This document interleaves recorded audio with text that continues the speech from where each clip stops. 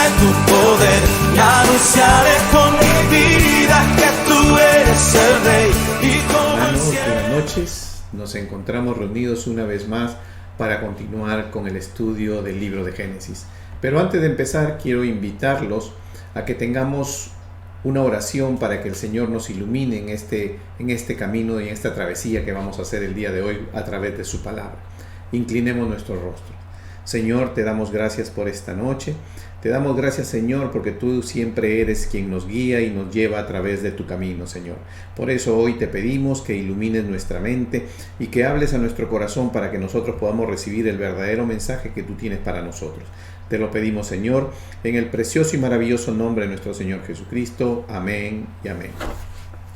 Hermanos, esta vez reunidos para empezar la clase número 14.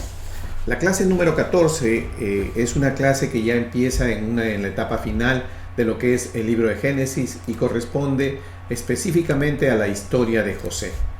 La historia de José es una historia muy importante porque es el punto de partida donde el pueblo judío se multiplica. El pueblo judío, el pueblo hebreo, el pueblo israelita se forma y se multiplica a través de lo que es el desarrollo de esta historia. Dios prepara a José, Dios usa a José para que eso suceda, y por eso es que hemos visto la travesía que José viene sucediendo. Hablamos sobre lo que es la preparación, el camino que Dios pone para los servidores que Él toma y les da un periodo de preparación, un periodo de instrucción. Ese fue el periodo de José, cuando estuvo en el pozo, cuando fue siervo de Potifar, cuando estuvo en la cárcel. Todos esos eventos y todos esos sucesos corresponden a un periodo de instrucción que Dios le fue dando a José para prepararlo para el tiempo que inicie el cumplimiento de lo que es el propósito de Dios. Por eso, hoy vamos a iniciar el estudio de lo que vendría a ser y comprendería los capítulos 41, 42, 43 y 44 del libro de Génesis. Estos capítulos, realmente el capítulo más importante, podríamos decir, dentro de esta historia, porque esta es una etapa de la historia, es el capítulo 41. El capítulo 41 nosotros nos va a dar una visión de cómo Dios ingresa en este momento, en esta etapa, esta historia, y cómo Él había preparado todas las cosas.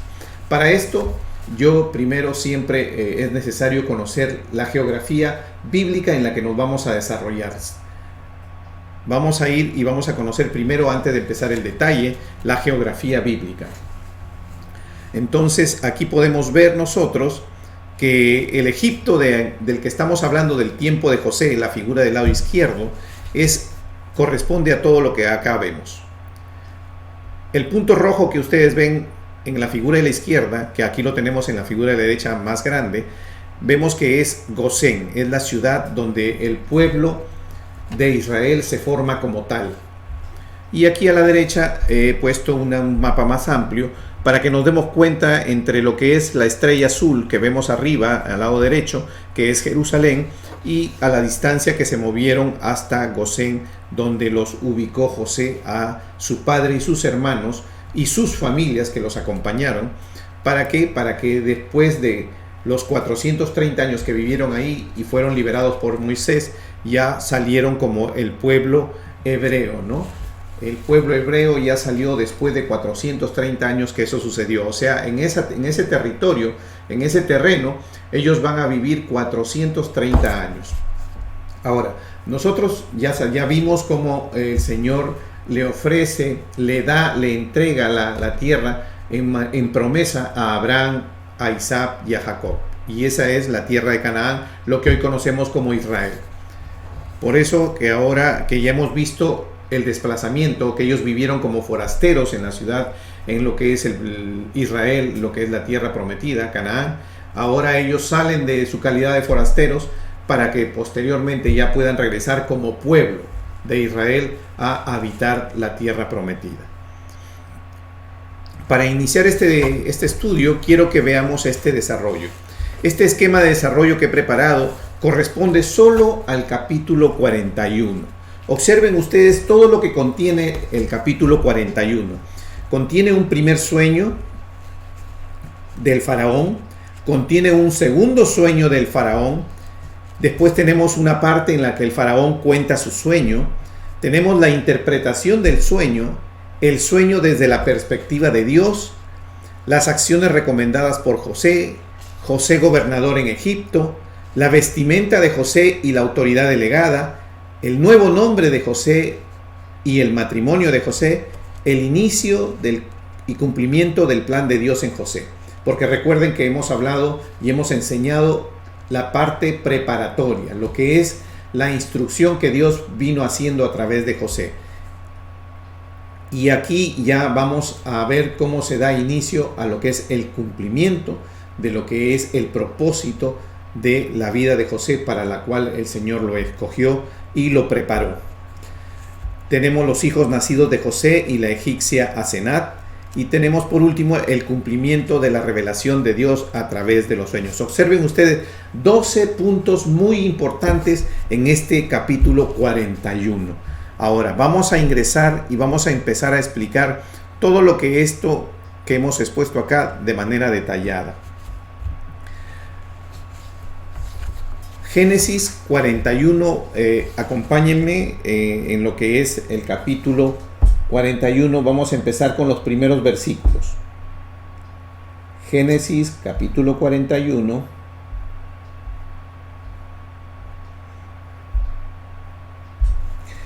Y vemos ahí que en el primer versículo el Señor empieza el relato en este libro de Génesis. Dice: aconteció que pasado 2 años tuvo Faraón un sueño. Le parecía que estaba junto al río y que del río subían 7 vacas hermosas a la vista y muy gordas, y pacían en el prado. Aquí yo les estoy presentando ya un cuadro más resumido para que tomar solamente la parte importante y no confundirnos, para poder ir resaltando lo que vamos a exponer más adelante. Entonces, cuando hemos leído el primero y el segundo versículo, en el cual ustedes me deben estar siguiendo en sus Biblias, y dice en el versículo 3, y que tras ellas subían del río otras 7 vacas de feo aspecto y enjutas de carne, y se pararon cerca de las vacas hermosas a la orilla del río. Entonces, en estos primeros 3 versículos nos presenta que hay 7 vacas hermosas a la vista y 7 vacas de feo aspecto. Versículo 4.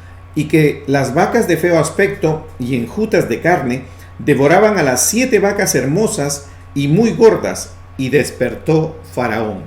Observen ustedes que aquí tenemos 2 elementos y una acción. Tenemos 7 vacas gordas, hermosas, y 7 vacas flacas de feo aspecto. Y lo vamos a ver más adelante cómo así también se refiere. Pero este es un primer sueño que tiene el Faraón. Y de ahí viene un segundo sueño. Versículo 5 dice: se durmió de nuevo y soñó la segunda vez que 7 espigas llenas y hermosas crecían de una sola caña. Versículo 6: y que después de ellas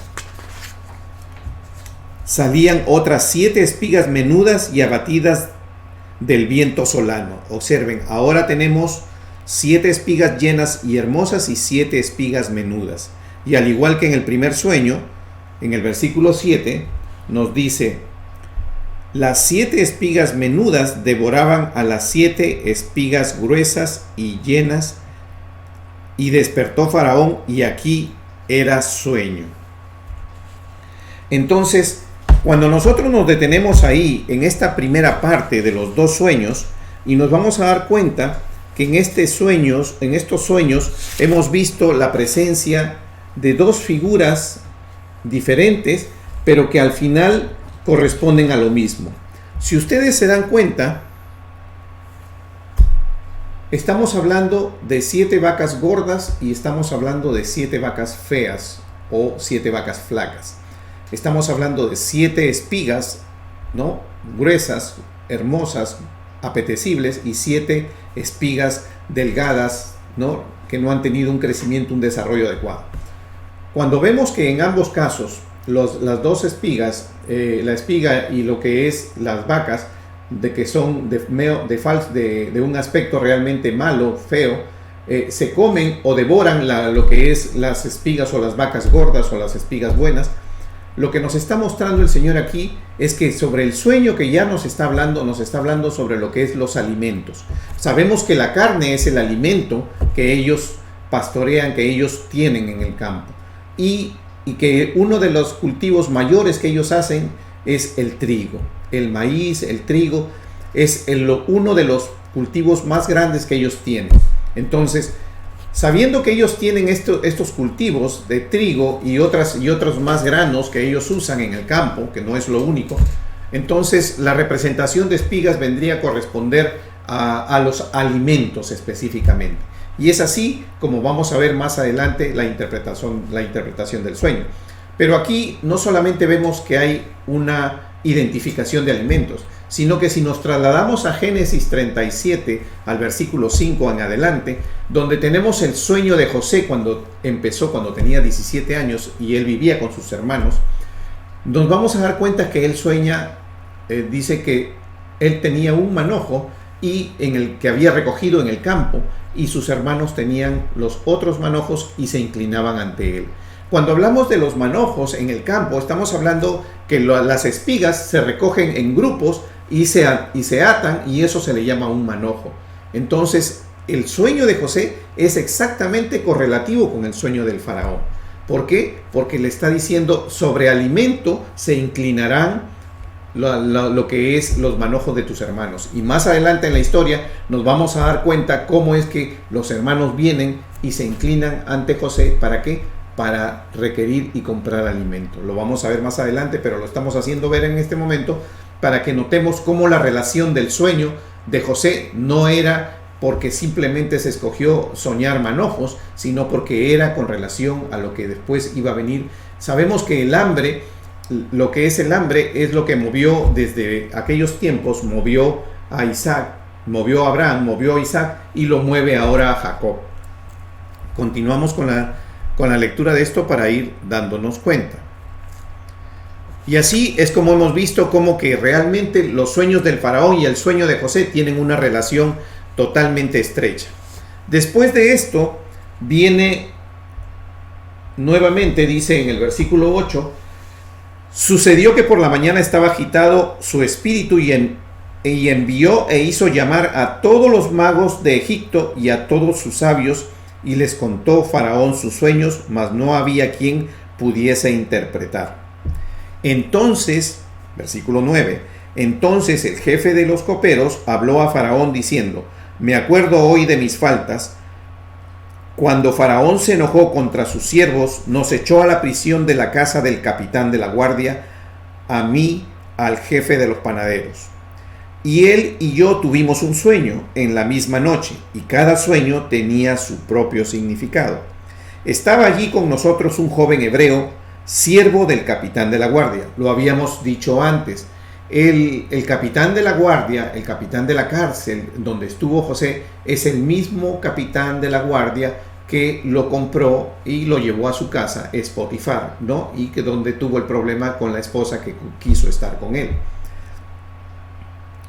Después de todo, nosotros podemos deducir que aun cuando José estuvo en la cárcel y pasó un tiempo en la cárcel, el capitán de la guardia mostró confianza en José, pese a que lo puso en la cárcel porque ya lo había denunciado por lo que la esposa le había dicho.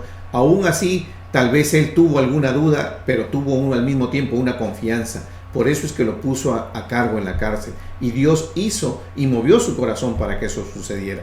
Y fue así como José también fue, ¿no?, prosperado y caminó en ¿cómo lo podremos decir? Caminó bendecido en lo que es el tiempo que él estuvo detenido en la cárcel como prisionero, encargándose de los demás presos.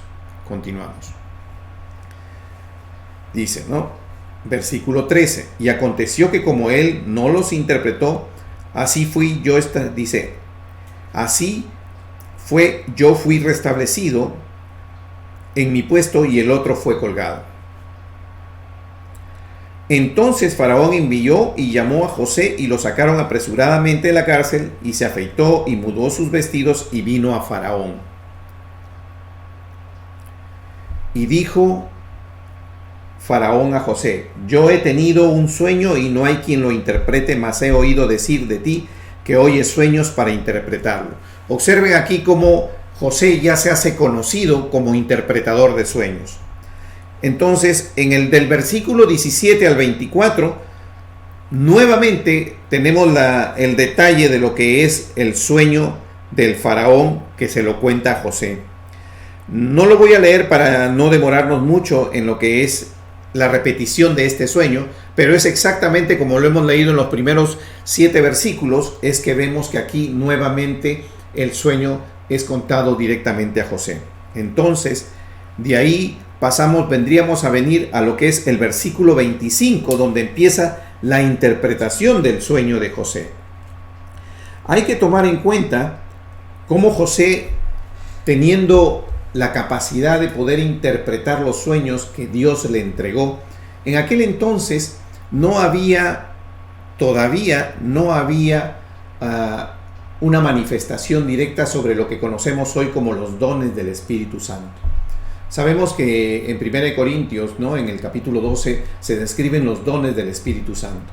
Sin embargo, cuando José interpreta los sueños, de una u otra manera es una habilidad que Dios le concedió, es una manera de que Dios lo usó a él, y en esa interpretación de sueños, él lo que está manifestando es ese don de sabiduría, ese don de ciencia, porque él podía conocer, podía interpretar la intención de Dios a través de los sueños correctamente, como es la sabiduría, y él podía de una u otra manera darle cierto avance al faraón de todas las cosas que podía hacer y todo lo que podía realizar para evitar que la tragedia caiga sobre el pueblo de Egipto.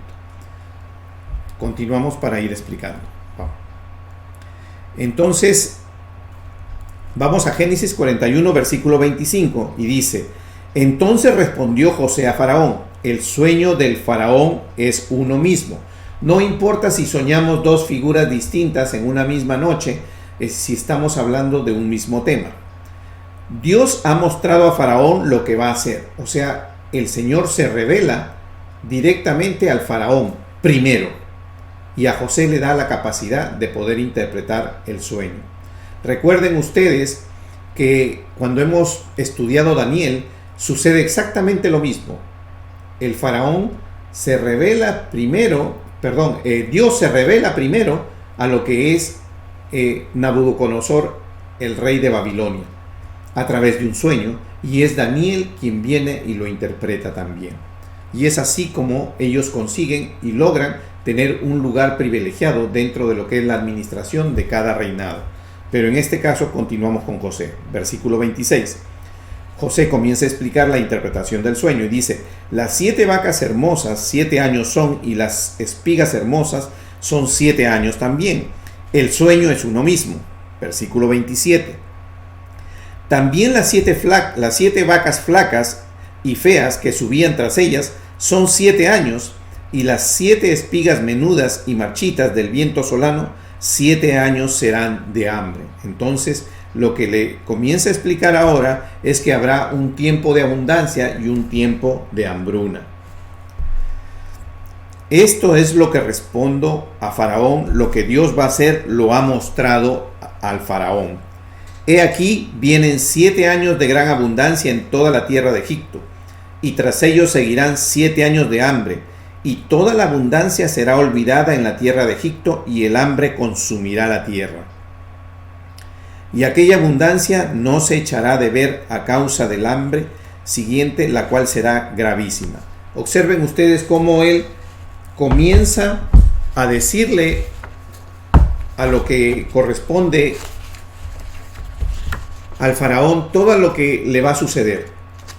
Hasta ahí vemos nosotros cómo Dios ha concedido a él esa oportunidad, y la sabiduría que él pone, esa sabiduría de Dios que viene de lo alto, y que también vale porque fue materia de desarrollo de esa sabiduría en la práctica que él tuvo, porque él fue el administrador de la casa de Potifar y fue el administrador de la cárcel por muchos años. Lo sabemos a través de lo que vamos a seguir leyendo. Nos damos cuenta de que realmente José comienza a poner en práctica lo que el Señor había preparado en él. Y entramos a ver lo que significaría para José posteriormente el desarrollo y la aplicación. Seguimos leyendo. Ahora, en el versículo 32 vamos a ver nosotros cómo este sueño tiene una perspectiva desde la parte de Dios. Y dice: y el suceder el sueño de Faraón 2 veces significa que la cosa es firme de parte de Dios y que Dios se apresura a hacerla.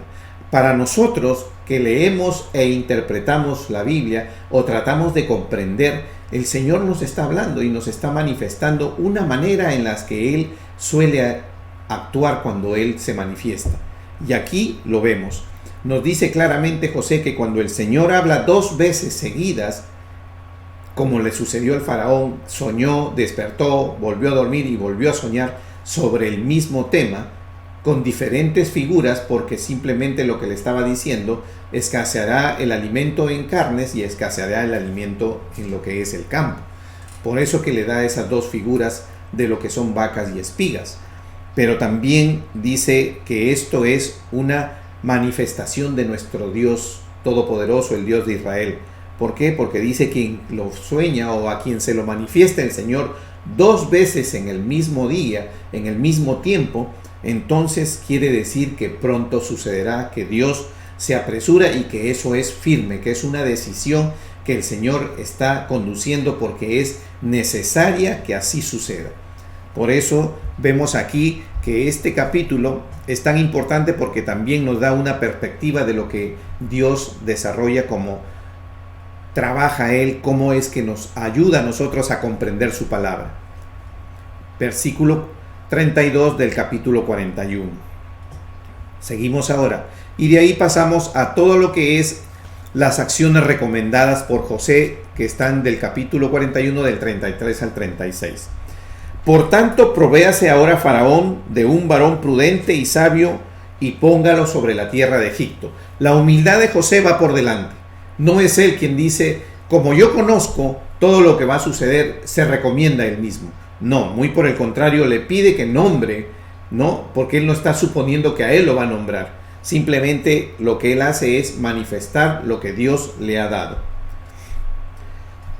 Versículo 34. Haga esto Faraón y ponga gobernadores sobre el país y quinte la tierra de Egipto en los 7 años de la abundancia, y junten toda la provisión de estos buenos años que vienen y recojan el trigo bajo la mano de Faraón para mantenimiento de las ciudades y guárdenlo. Y aquella provisión en depósito para el país, para los 7 años de hambre que habrá en la tierra de Egipto, y el país no perecerá de hambre. Versículo 37. Como ustedes ven, aquí es fácil ver cómo José comienza a decirle al faraón todas las acciones que tiene que tomar para prevenir el hambre en Egipto. Hasta este momento ni José conocía el por qué estaba todavía en Egipto, porque aquí todavía él no sabía que su familia, sus hermanos iban a venir. Pero ya el Señor, quien lo sabe todo y quien ha trazado los caminos, lo comienza a guiar.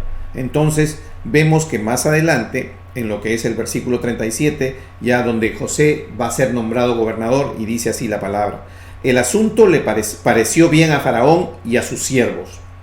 Y dijo Faraón a sus siervos: ¿acaso hallaremos a otro hombre como este, en quien esté el Espíritu de Dios? Observen ustedes cómo, al igual que Nabucodonosor en Daniel, cómo es que aquí también José reconoce, no solo José reconoce lo que viene de Dios, sino que el faraón reconoce que José está bendecido por Dios, que José es un hombre que está siendo conducido por Dios. José en este momento está sirviendo de testimonio de la obra de Dios, y así lo manifiesta el faraón en el versículo 39. Dice: tú estarás sobre mi casa, y por tu palabra se gobernará todo mi pueblo, solamente en el trono seré yo mayor que tú. Dijo además Faraón a José: he aquí, yo te he puesto sobre toda la tierra de Egipto. entonces Faraón, miren, y aquí es donde vamos, antes de entrar a este capítulo, vamos a ver aquí cómo es que realmente José, con la sabiduría que Dios puso sobre él y el corazón que Dios tocó del Faraón, lo pone sobre toda la casa de Egipto después del Faraón. Y aquí José nuevamente comienza a ser una figura representativa de lo que es nuestro Señor Jesucristo, y lo vamos a ir viendo más adelante. Y es puesto sobre toda la tierra de Egipto. Sabemos que la tierra de Egipto se le conoce como, cuando nosotros hablamos sobre Egipto, espiritualmente siempre consideramos que Egipto es el mundo. Entonces aquí vemos cómo José es puesto sobre la tierra de Egipto, ¿no?, en autoridad después del Faraón. Y nos vamos a ir dando cuenta cómo realmente esto va a desarrollar, y vamos a ir ahora a la siguiente parte, que es muy importante. Y aquí yo quiero hacer ver una cosa que realmente a veces perjudica a nuestras iglesias, y que aquí lo vamos a ver con mucha claridad.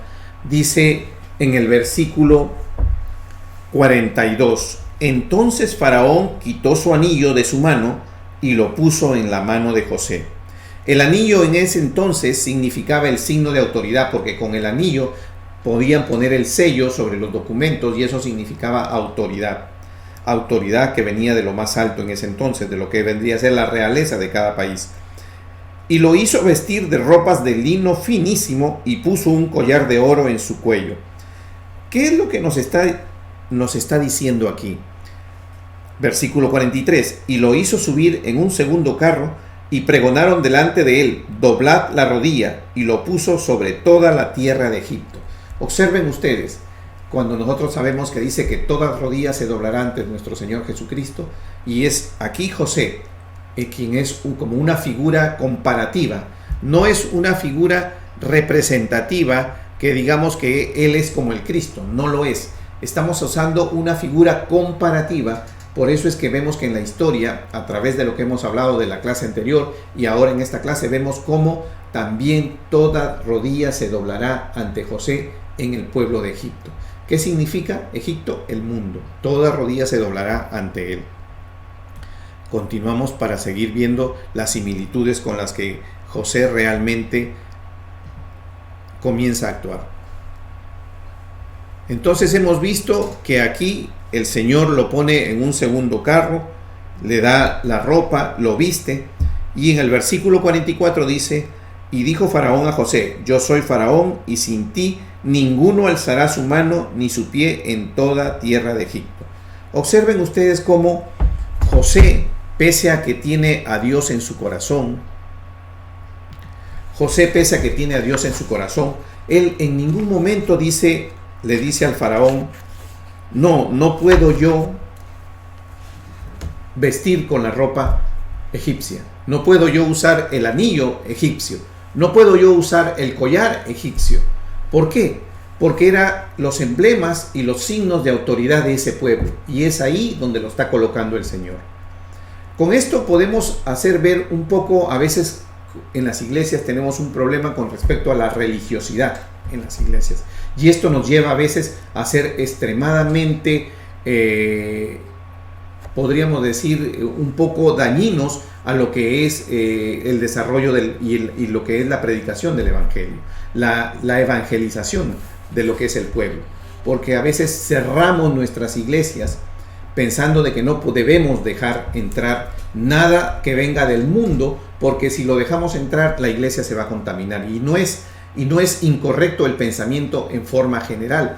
Lo incorrecto es a veces cómo actuamos para afrontar esta circunstancia. Porque aquí vemos que José afrontó una circunstancia pese a que él tenía el corazón y sabía que Dios estaba con él, pero aún así él aceptó toda esta circunstancia. ¿Por qué? Porque era necesario para poder desarrollar, para poder después cumplir con el propósito de Dios. Él tenía que aceptar esto, y por eso el Señor nos hace ver que no se trata de cómo nos vestimos, no, sino se trata con qué corazón nos manifestamos, qué actos hacemos de manifestación de nuestro corazón. Y aquí vamos a ir viendo más adelante cómo José se mantiene en ello. Y es más, podríamos hablar de una historia en la Biblia que está en Primera de Samuel, en el versículo 21, en el capítulo 21, los voy a invitar que vayamos a 1 Samuel capítulo 21. En esta historia, que la tienen ahí a la vista, nos vamos a dar cuenta cómo es que David, cuando está huyendo del rey Saúl porque lo quiere matar, porque tiene celo de la elección que Dios ha hecho sobre él y la bendición con la que él hace las cosas y fructifican, entonces lo vemos que él sale y se va, ¿no? Dice, se va a Not, al sacerdote Ahimelech, y nos vamos a dar cuenta cómo cuando él llega, él pide alimento, y cuando él pide alimento, le dicen a él que no hay alimento, que no hay pan para darle, que el único pan que existe es el pan sagrado, que lo acababan de retirar de lo que es la presencia de Dios para poner pan fresco nuevamente. Obviamente no estamos hablando del pan que estaba fresco puesto delante de Jehová, sino del pan que se acababa de retirar. Pero el hecho de haberlo retirado de la presencia de Dios, ¿no?, en el tabernáculo, sabemos que cuando se retiran los panes de la preposición, no significa que dejaron de ser sagrados, porque además existe instrucción directa de Dios quiénes son los que pueden o deben de comer este pan. Sin embargo, cuando David llega y no hay que comer, no hay alimento que tomar, el sacerdote le da estos panes para que él y las personas que lo acompañaban, que son sus criados, los que son adeptos a él, puedan alimentarse. El único requisito que le exige es que no hayan tenido un contacto con mujeres para que no se hayan contaminado con respecto a eso. Pero aquí nos hace ver a nosotros cómo, aún siendo sagrado un pan, se lo da al rey David, porque por encima de ello nos está haciendo ver el Señor que cuando ya ha sido retirado de lo que es lo que se llama la presencia de Jehová, ese pan podría haber sido usado, iba a ser usado para que ser alimento para los sacerdotes, pero toma a ser alimento para alguien que lo necesitaba en ese momento. Y sabemos que asimismo le da el tratamiento nuestro Señor Jesucristo a lo que es el día sábado. Sabemos que el día sábado, Él es el Señor del sábado, nos dice la palabra, y Él dice que Él puede ayudar a una persona. Cuando vemos en la historia que Él ayuda, entonces los judíos le reclaman que por qué le está dando sanidad a alguien, y Él dice, ¿acaso tú no ayudas a tu animal, a lo que es tu vaca, tu ciervo, tu animalito, para recuperarlo cuando en días sábados sufre un accidente? Entonces lo mismo dice, ¿no? Lo mismo dice Él. Es más importante que el día sábado poder sanar a un enfermo que conservar el día sábado. ¿Para qué? Para guardarlo. Y es así como el Señor nos hace ver a nosotros que nosotros tenemos que mediar en un balance. Y aún más, vamos a ver que en la historia de Samuel, en esta historia de que está en este libro de Samuel, vemos más adelante que David le dice a él si no tiene una espada, pregunta al sacerdote, y lo vamos a ver ahí en el versículo 8. Le dice David al sacerdote que si no tiene una lanza o una espada. Y observen ustedes qué es lo que le dice el sacerdote en el versículo 9, y el sacerdote dice, respondió, la espada de Goliat el filisteo, el que tú venciste en el valle de Ela, aquí está envuelta en un velo detrás del efod. O sea, ¿dónde está el efod? Está en el templo. El efod es una de las piezas sagradas que usa el sumo sacerdote para ingresar en la presencia del altar de Dios. Imagínense ustedes que en el templo estaba la espada de Goliat, el filisteo. Es aquel hombre que representa al enemigo, es aquel hombre que representa al que no es converso, es aquel hombre que representa el mundo. Sin embargo, David lo venció y la espada terminó en el templo, ¿no?, y detrás del efod. ¿Y qué es lo que hace el sacerdote? Le entrega la espada a David. Y dice David, dice en el versículo, nosotros vamos a darnos cuenta, ¿no?, que dice ahí David en el versículo 9, en la parte final, y dijo David, ninguna como ella, dámela. ¿Qué significa esto?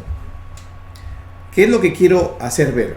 Quiero hacer ver de que aún la espada, que era de un pagano, de un mundano, del mundo, del filisteo, del enemigo en ese entonces del pueblo de Dios, entonces imagínense ustedes cómo David toma esa espada que es del mundo, esa herramienta que es del mundo, esas cosas que hace el mundo, y la usa ¿para qué? Para combatir el mundo, porque después David es la espada que usa cuando pelea con el enemigo, con la que vence a los enemigos más adelante.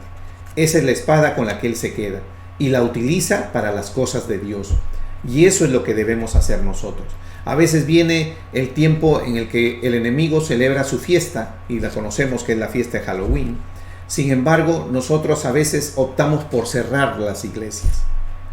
Y tenemos tanta gente en la calle caminando ese tiempo, y que podríamos usar, como David usó la espada, podríamos nosotros salir, y ese es el tiempo de predicar.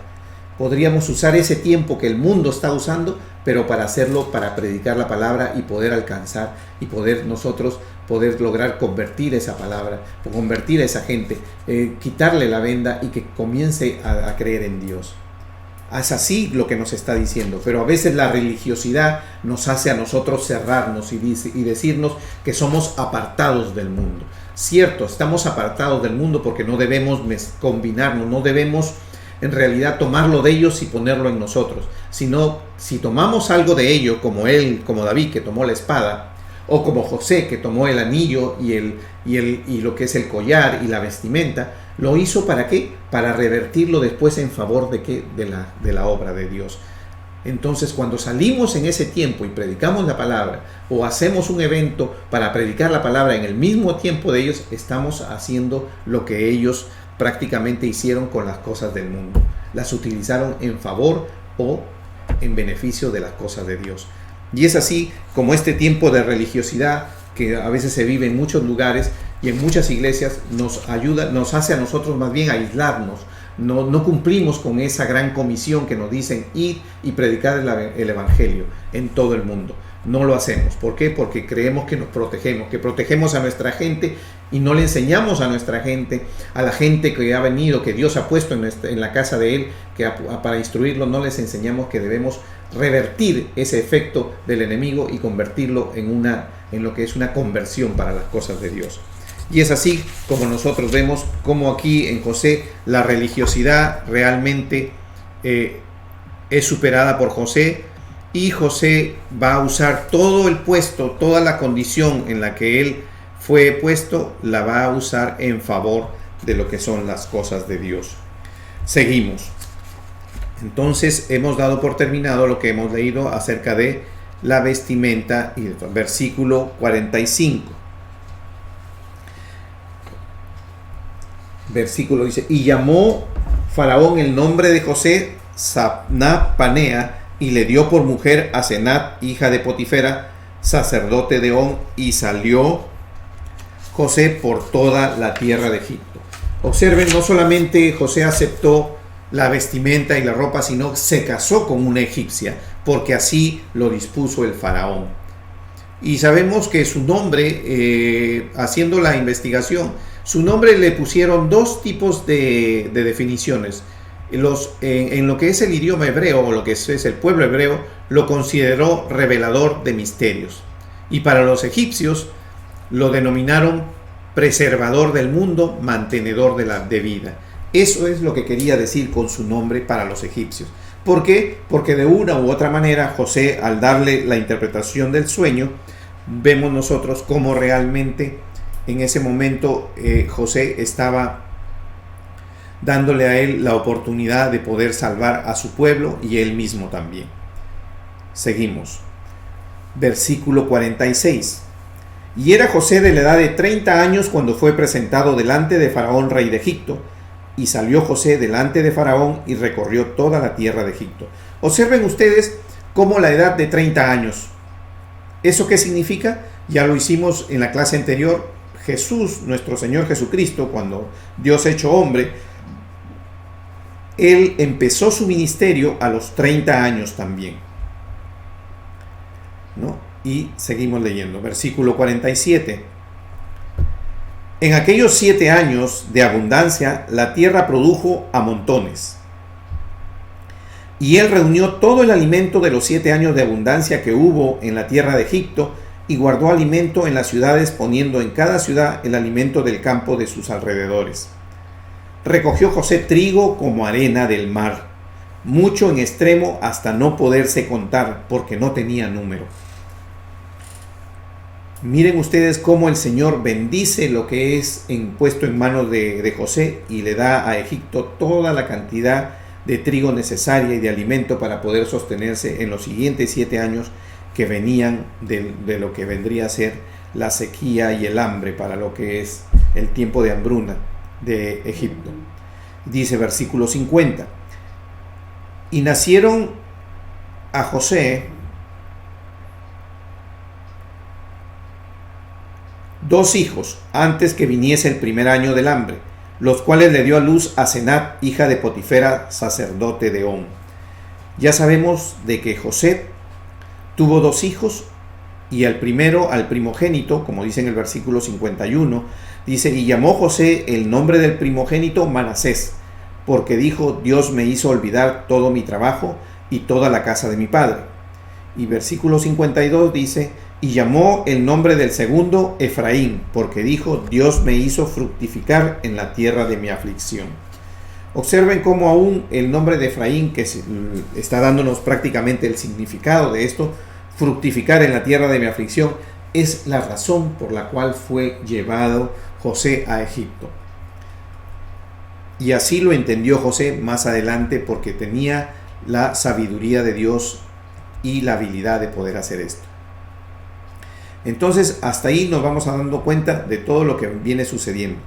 Y dice, versículo 53, así se cumplieron los 7 años de abundancia que hubo en la tierra de Egipto, y comenzaron a venir los 7 años del hambre, como José había dicho. Y hubo hambre en todos los países, mas en toda la tierra de Egipto había pan. Cuando se sintió el hambre en toda la tierra de Egipto, el pueblo clamó a Faraón por pan, y dijo Faraón a todos los egipcios: id a José y haced lo que él os dijere. Versículo 56, y el hambre estaba por toda la extensión del país.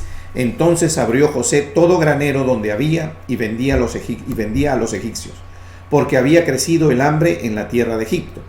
Y de toda tierra venían a Egipto para comprar de José, porque por toda la tierra habría crecido el hambre. Y así es como da por terminado este capítulo, y nos damos cuenta cómo la palabra de Dios, que empieza en el sueño del faraón, en el versículo primero detallándolo, se da cumplimiento, y lo vemos en el detalle de estos últimos versículos.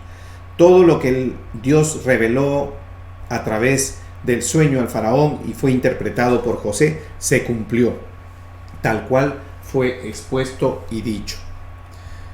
Y así es como entramos al capítulo siguiente, al capítulo 42. Yo he colocado aquí en el capítulo 42 no todo el capítulo completo, sino solamente los versículos que vienen a ser los más importantes para resaltarlos. ¿Por qué? Porque realmente el versículo 41 es el que nos ha dado a nosotros toda la visión, todo lo que es el desarrollo básico de la actuación de Dios. A partir de este momento comienza a desarrollarse ya la historia para lo que vendría a ser el ingreso de lo que es Jacob y su familia, y que posteriormente, 430 años después, sale como el pueblo hebreo, el pueblo israelita. Dice capítulo 42, cuando nosotros empezamos leyendo en el versículo 1, dice: viendo Jacob que en Egipto había alimentos, dijo a sus hijos: ¿por qué os estáis mirando? En el versículo 3 dice: y descendieron los 10 hermanos de José a comprar trigo en Egipto. Y eso, aquí empieza ya la travesía que vemos cómo realmente la familia de Jacob, los hijos de Jacob, los 10 hijos de Jacob, se mueven hacia lo que es Egipto. Cuando ellos, a través de la lectura de este capítulo, nos vamos a ir viendo, ¿no? Los envía Jacob, pero no envía a Benjamín, que era el hermano de José. ¿Por qué? Porque era el único que le quedaba de lo que es su esposa amada, que era Raquel. Entonces él tenía amor sobre Benjamín, un amor también especial, y por eso lo mantiene y envía solo a los 10 mayores hijos que tenía. Y vemos que en el versículo 8 dice: José pues conoció a sus hermanos, pero ellos no lo conocieron. Cuando ellos llegaron, a quien vieron fue a un egipcio. Observen ustedes cómo no pudieron reconocer a José. Cuando leen la historia y vemos ahí entre el versículo 7 y 8, nos vamos a dar cuenta que cuando los hermanos vienen a José no lo reconocen. porque sabemos que los egipcios tienen una manera especial de vestir, los egipcios de ese entonces. Se pintaban los ojos, vestían ropas diferentes.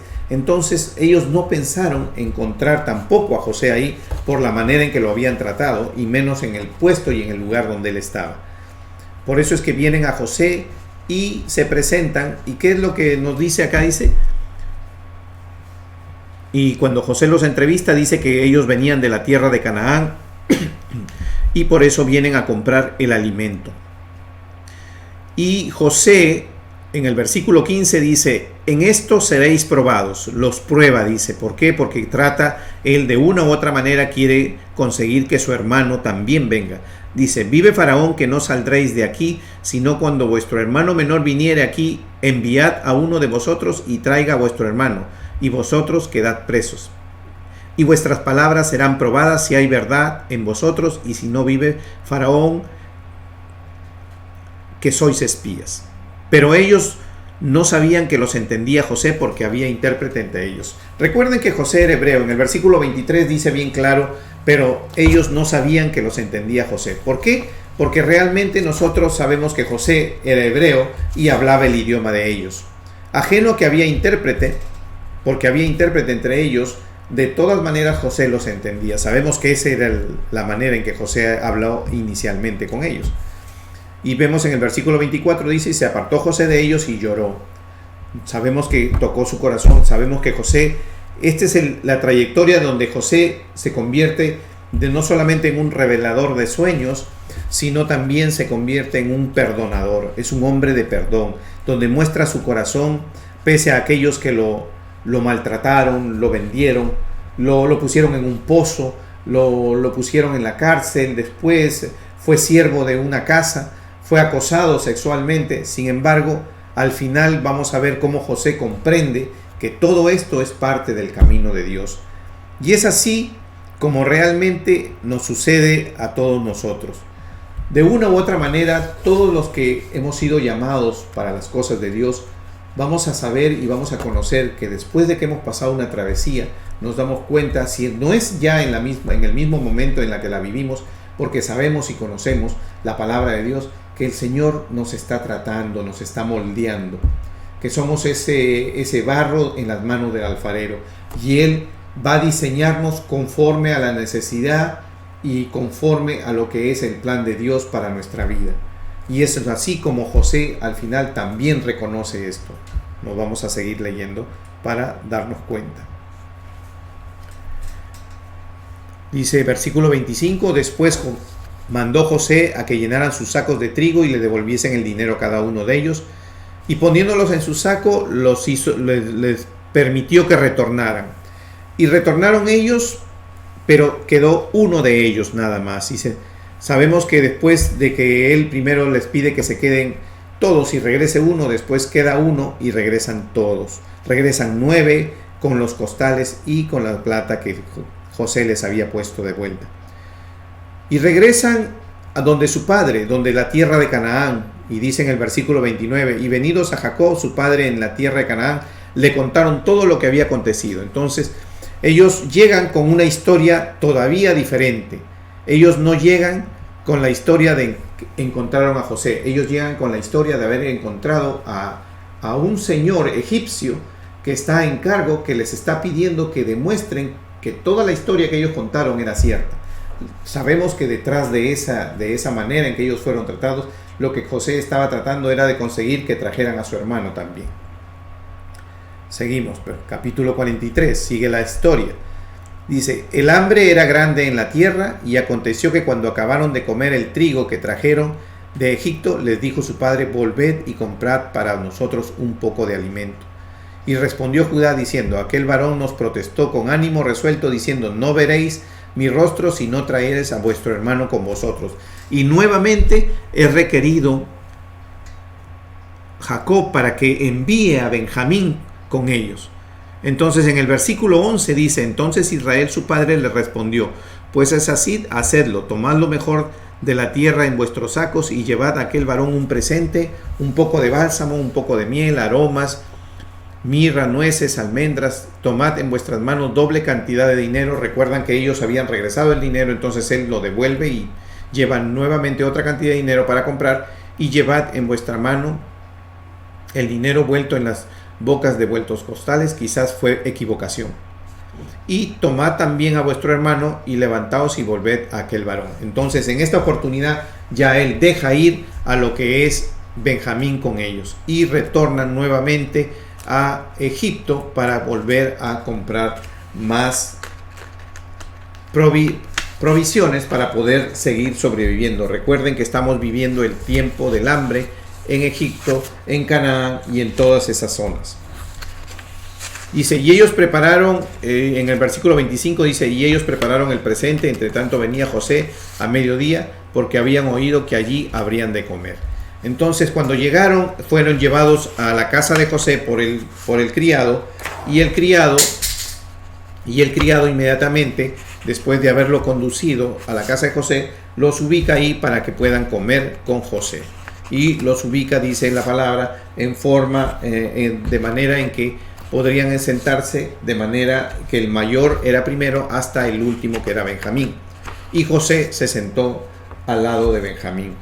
Por eso es que nosotros podemos ver que esta historia ya es una historia donde ya es la manera en que José la conduce y donde les va mostrando él la necesidad de su amor. Él también puede percibir a través de esta historia que vamos leyendo. Los invito a que ustedes detenidamente después, si quieren, lean estos versículos. Nos vamos a dar cuenta cómo José, el amor de José es lo que vamos a ver en toda esta historia, en todos estos capítulos. Capítulo 42, capítulo 43, es el desarrollo del amor de José y el perdón hacia sus hermanos. Y es así como lo vemos cuando él comienza a tratarlos de una manera especial, vemos que les devuelve el dinero, ¿no? Y que lo que trata de hacer es que Benjamín se quede con él, porque estando él en tan muy buena posición, él quiere beneficiarlo. Y después, que vemos aquí, dice, y alzando en el versículo 29, dice, y alzando José sus ojos, vio a Benjamín su hermano, hijo de su madre, y dijo, este es vuestro hermano menor de quien me hablasteis, y dijo, Dios tenga misericordia de ti, hijo mío. Entonces, nos vamos a dar cuenta que en la historia del capítulo 43, que es la segunda vez que ellos vienen. En el capítulo 42 nos damos cuenta que es la primera vez que vienen y encuentran a José y compran provisiones para que llevara a Canaán, y en la segunda, en el capítulo 43, nos vamos a dar cuenta que es la segunda vez. 42 la primera, 43 la segunda vez que regresan, pero en la segunda vez regresan ya con Benjamín. Y en el capítulo 44 nos vamos a dar cuenta aquí ya cómo José los atiende y los devuelve, pero en esa devolución él coloca su copa personal sobre lo que es la provisión que llevaba Benjamín. ¿Con qué intención? Con la intención de retener a Benjamín. Y es así como nosotros nos vemos que José manda posteriormente a su criado. Lo vemos, ¿no? Si leemos a partir del versículo 12, dice, y buscó desde el mayor y comenzó y acabó en el menor, y la copa fue hallada en el costal de Benjamín. Versículo 13, entonces ellos rasgaron sus vestidos y cargó cada uno en su asno y volvieron a la ciudad. Vino Judá con sus hermanos a casa de José, que aún estaba allí, y se postraron delante de él en tierra, y les dijo, ¿qué acción es esta que habéis hecho? ¿No sabéis que un hombre como yo sabe adivinar? Yo quiero aquí hacer un alto con respecto a la palabra adivinar, porque en realidad José no está adivinando nada. No, la palabra que se usa es lo que vendría a representar en ese momento lo que Dios había depositado en él. Esos dones, ¿no? De sabiduría y esos dones de poder, de ciencia, de poder conocer lo que estaba pasando. Era así como José tenía el don de la sabiduría, por eso es que es elegido por el faraón para que él esté a cargo de toda la administración, y tenía ese don de ciencia. Pero ajeno a ello, sabemos que en este acto fue un acto preparado, pero de todas maneras él trata de hacerles ver a sus hermanos de que él lo sabe todo, que él lo conocía todo, ¿Por qué? Porque por eso es que usa la palabra adivinar. Pero él en este momento, él no estaba adivinando nada, porque él había preparado, él había diseñado estas cosas. Lo que estaba tratando era de intimidar a sus hermanos. Seguimos leyendo. Entonces dijo Judá: ¿qué diremos a mi señor? ¿Qué hablaremos o con qué nos justificaremos? Dios ha hallado la maldad de tus siervos. He aquí, nosotros somos siervos de mi señor, nosotros y también aquel en cuyo poder fue hallada la copa. José respondió: nunca yo tal haga. El varón en cuyo poder fue hallada la copa, él será mi siervo, y vosotros id en paz a vuestro padre. Observen cómo José lo que está tratando es de retener a Benjamín, su hermano, y los envía de regreso. Entonces dice en el versículo 18: Judá se acercó a él y dijo: ay, señor mío, te ruego que permitas que hable tu siervo una palabra en oídos de mi señor, y no se encienda tu enojo contra tu siervo, pues tú eres como Faraón. Y aquí ellos reconocen la gran autoridad que él tiene sobre todos ellos y sobre el pueblo de Egipto. Por eso le dice que tú eres como Faraón, ¿no? Versículo 19: y se acercaron, dice, el mayordomo de la casa de José, y le hablaron en la entrada de la casa, y dijeron: ay, señor nuestro, nosotros en realidad, en verdad, descendimos al principio a comprar alimentos.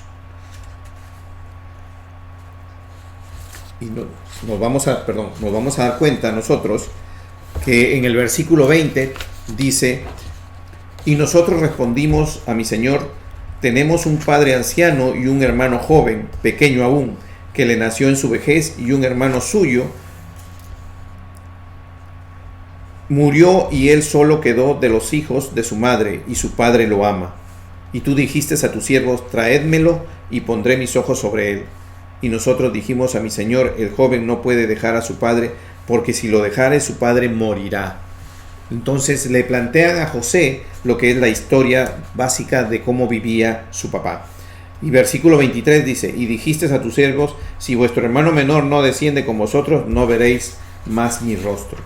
Y eso significaba que no iban a poder comprar más alimento.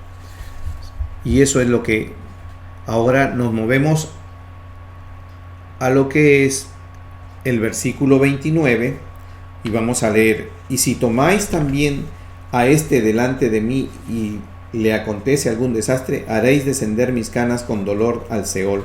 Ahora pues, cuando vuelva yo a tu siervo, mi padre, si el joven no va conmigo, como su vida está ligada a la vida de él, sucederá que cuando no vea al joven morirá, y tu siervo hará descender las canas de tu siervo nuestro padre con dolor al Seol.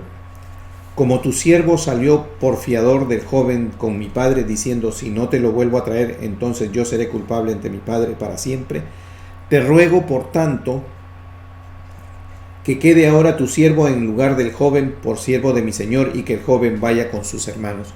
Observen cómo aquí Judá se ofrece para quedarse en el puesto de lo que es Benjamín. Sin embargo, sabemos que eso no va a suceder, porque como volveré yo a mi padre sin el joven, no podré por no ver el mal que sobrevendrá a mi padre.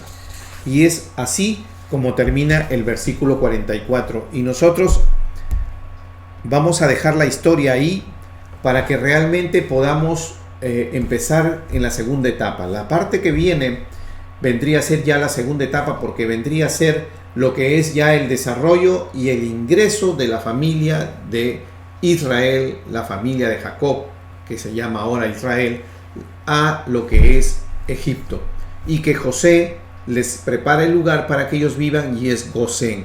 Sabemos que es ahí donde se ubican y comienzan a hacer la multiplicación y la fructificación de este pueblo hasta llegar a ser lo que es conocido como el pueblo judío ahora, y que habita en lo que era la tierra prometida de Canaán, y ahora es Israel. Y en esos 430 años es que se forma todo esto, y después es liberado por Moisés. Por eso doy por terminada la clase en este capítulo, y los invito a que me acompañen en la siguiente clase, que es la segunda etapa de esta historia, que es ya la formación misma, y el próximo martes a las 8:30 yo los espero. Dios los bendiga. Y yo proclamaré tu grandeza y tu poder, y anunciaré